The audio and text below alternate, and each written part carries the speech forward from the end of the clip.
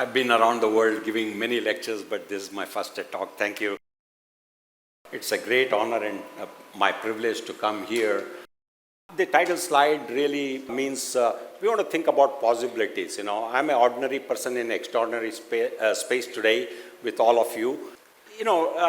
Life has many choices, and as we go along, you want to be the best in the world in what you do. And to do that, you have to follow certain rules and stuff like that. There's nothing impossible. The word impossible itself says I'm possible. So if you look at the numbers there, 2 to 6 actually, that's what I'm going to talk about, Because of the theme here, innovate, evolve, and basically I put achieve later. So basically that's what my talk is about. Innovate yourself, evolve, as a caterpillar, and then achieve anything you want. So here I have a meatball on the left, we call it the worm on the right. So you have to choose one or the other.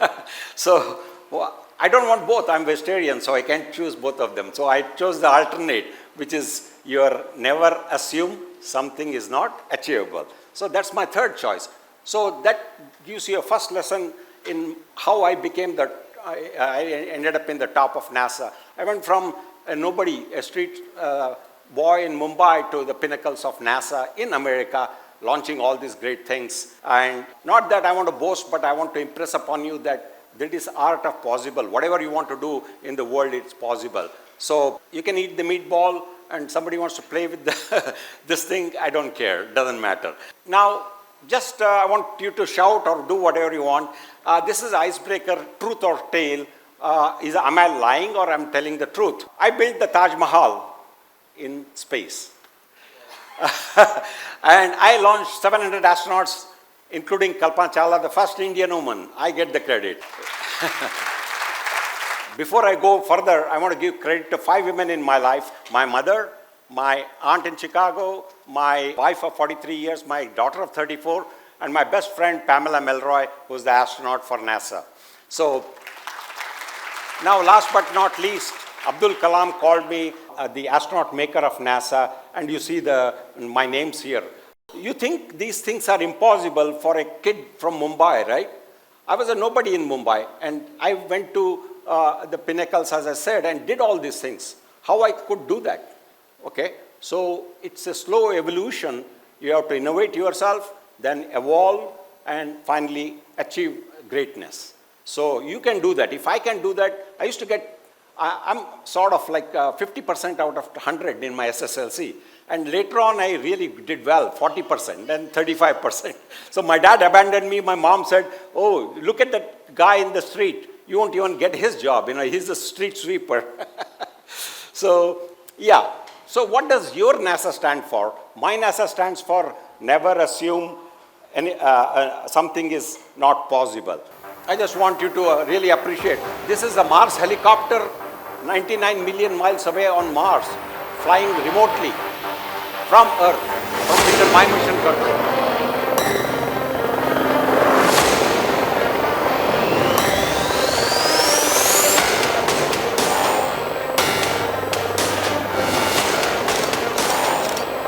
Taking pictures.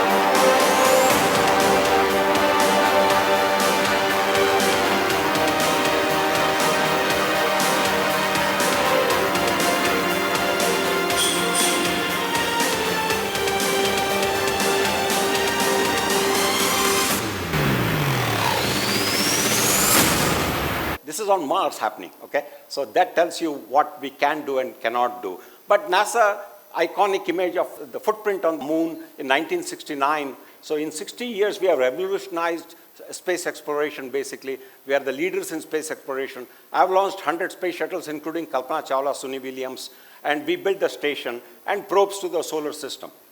So Sangam really was a motivator, trigger you can call it, a movie. I saw the movie after coming back from Kabul, and the next thing I know, I fell in love with Vaijayantimala in the movie. That time I didn't know where I was, we didn't have maps and anything. I just knew the Indian subcontinent, Burma, Afghanistan and India. So I said, okay, I went to my mom and mom said, if you fly, you die. You'll have a crash landing. Then my dad said, I'm making $100 a month, son. I can't afford to pay you. But the dream was alive. So the next picture you see on the next to Sangam, I'm a 3-year-old looking at a Caterpillar truck in Burma, basically. And then I evolved into working in railroads, mining, helicopters, commercial airplanes, and rockets in 10 years. Okay, and then we built the station in 2000. So what it gives you a chance to say that let's stop assuming we are a failure. Let's start achieving success or successful failure or possibilities. When I was a kid, my teacher would say, one question, one answer. But here, in NASA, we have one question, 100 answers. Why? Because one answer will fit it like a glove, but the rest will fit. They may answer questions never asked yet, or they may help you innovate. And that's the beauty about innovation. So you can see some of the things. One quick note on this Boeing 747 and my space shuttle going on top of it. One of the employees went to his boss and said, hey boss, I have a problem. The space shuttle lands in Florida, so no problem. I can bring it to the office and integrate it again, recycle the whole thing. But now, what happens if it lands in California or Gambia or Morocco or Spain? So he looked at the employee and he said, buy her a plane ticket. So we bought her a plane ticket. Now, we didn't buy her a plane ticket, we bought her a whole plane, right? So imagine every single complex problem in the world has a simplest solution if you think about it, and that's where possibilities thinking comes into picture. So basically, let's talk a little bit about belief, So first we had innovation, second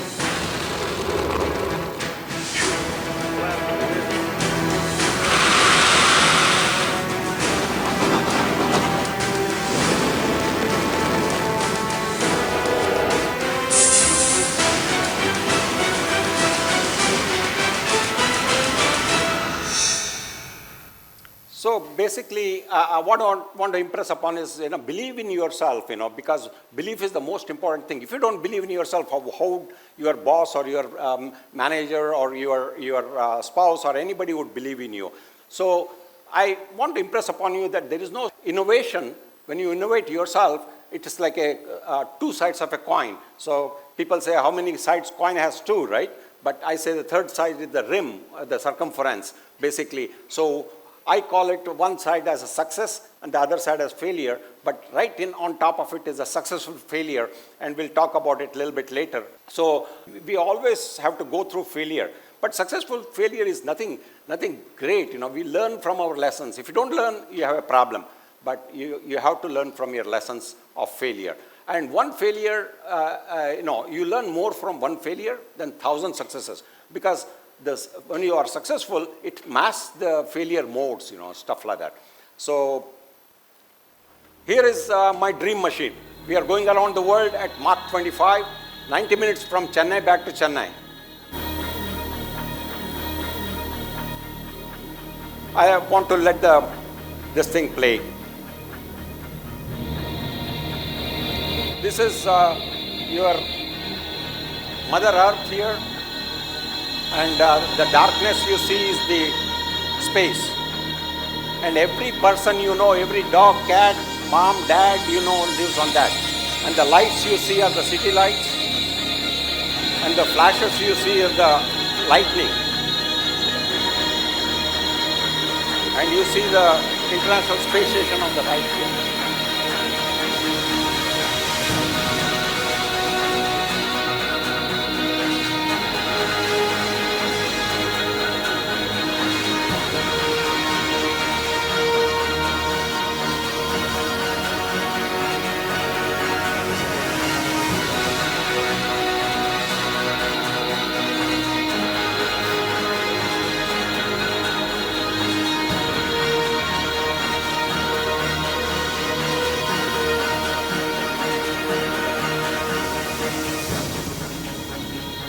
And there's the northern lights. The green thing you see is the aurora borealis.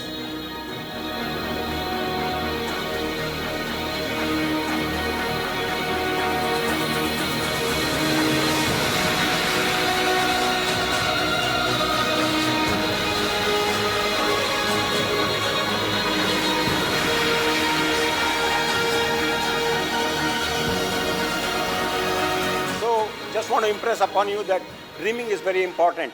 I wanted to build a Taj Mahal for my girlfriend, basically. Shah Jahan built for one girlfriend or one wife. I built it for all the women in the world, So imagine building a 5-bedroom house and your plumbing doesn't work. You go to the hardware shop and return it. There is no return policy in space. So every module was sent by a launch. 100 launches I sent. And all these modules were put in space together. If it doesn't work, I have to throw it away. So one launch cost me $500 million, 500 million. And one module cost me $1 billion. So I lose so much money. And you lose a tool which is attached to your body, then you can't do the work. So you have to come back to Earth to do the tool. So this is the most expensive item built. It's $250 billion. It's going around the world 16 times a day, 90 minutes around the Earth. So it's a great testament to what mankind can do, work together if you have the courage, cooperation, and good willpower to achieve the best. The next part I want to impress upon you is the astronaut maker. Along with 100 rockets, I launched 7 astronauts each, so that's about 700 astronauts. And in the end, I met Dr. Kalam. He called me an astronaut maker of NASA because he said, my dad was here and he was here, and he said, "Oh, I am jealous of your son." So my dad had a heart attack. He said, "Why?" Dr. Kalam said, "God gave me everything. I became the president of India. I became the missile man. I became the rocket man. The whole India loves me. The whole world loves me. But one thing he didn't give me, that I wanted to launch a Indian woman to space, and your son did it. So he is the real astronaut maker of NASA." So 1963-64 was Sangam movie. That was my trigger. Then my calling came from Tenzing Norgay. And I met him accidentally in Darjeeling. And he told me, "Ravi, don't even think about climbing Mount Everest." I said, "Why not? I want to climb too." He said, "You won't be the first. You'll be the last." Or somewhere in between. So I said, then what do I do? Find your own peak. Climb your own mountain. And it would be taller than my mountain. So I don't want you to challenge me, but challenge yourself to be the best in the world. Then I said, 20 years old in India, I was studying engineering. I didn't know where tallest mountain in the world. Now I know the Olympus Mons mountain on Mars is 3 times taller than Mount Everest. Have I climbed that? No, I haven't climbed that. But my buddies, my rover and my helicopter are flying there. And I'm still 72, so I have still a few more years to climb that. Again, my journey from gateway of India to gateway to space, NASA. So what that means is you're looking for something, but then you get something extraordinary. So it is very important in your life that you go pursue what you want. Dream big, think differently. You have to have belief in yourself. Dream big, dare mighty. What is important is if you don't start, you sit on your behind, you're not going anywhere. So acting part, the dare part is the most important one. And I want to share a story with you on the Apollo 13. By Apollo 11, we landed in 1969, Neil Armstrong, Buzz Aldrin. People may think, oh, NASA never landed man on the moon. Yes, we did land on the moon. So don't get excited because ISRO, the Indian Space Agency chief, they took pictures from Chandrayaan on the moon to show where Apollo landed, Apollo 11 landed, 12 landed. Now, Apollo 13 was 500 miles away from the moon. 250,000 miles is the distance to the moon. And the oxygen tank blew up. And our mission was to land on the moon, so it was a failure, right? But now, we didn't have a plan B to reverse engineer or reverse program because our plan was to go and land on the moon, come and dock with the module which was going around the moon, come back. That was the normal thing, and we said we could do it. They don't have fuel, they don't have food, they don't have water, they don't have computers, and they're getting carbon monoxide because of breathing, and they don't even have a good module. So one person in NASA, he is a manager, he came on to the stage and he said, look, guys, these men are our family. I'm not going to go home until I get them back safely. So he locked up all the doors and said, engineers, work here now. We got 1 million people around the world working together. Gene Kranz was his name, the manager. And he said, these 3 men were beyond the physical reach of humankind, but not beyond the reach of human intelligence, imagination, and ingenuity. And with those 3 words, we completed to bring the men back. Yes, it was the greatest failure for not landing on the moon, but success in terms of bringing the men back. And it has many precedences, So that was one of the history's most powerful statement, that a human loves another human and he's going to do anything to bring him back safely, alive, And that is the tenacity you need to have, that I'm not going to give up. Giving up is easy, but fighting towards what you want to do is very, very tough. So I'm going to launch my rocket, because none of you have seen a rocket launch, real rocket launch. Okay.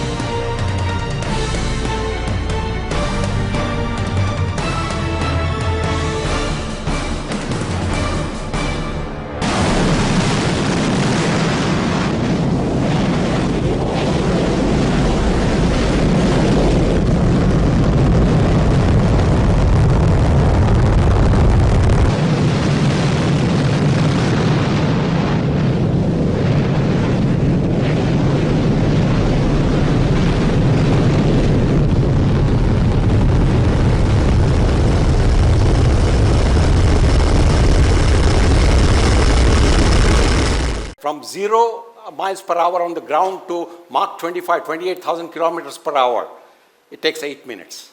Innovate yourself, evolve like a caterpillar. A bird sitting on the branch doesn't give a damn about if the branch falls, because it has wings. It relies on its wings. So you have to get the wings. Just final 4 mantras, but innovation is one more.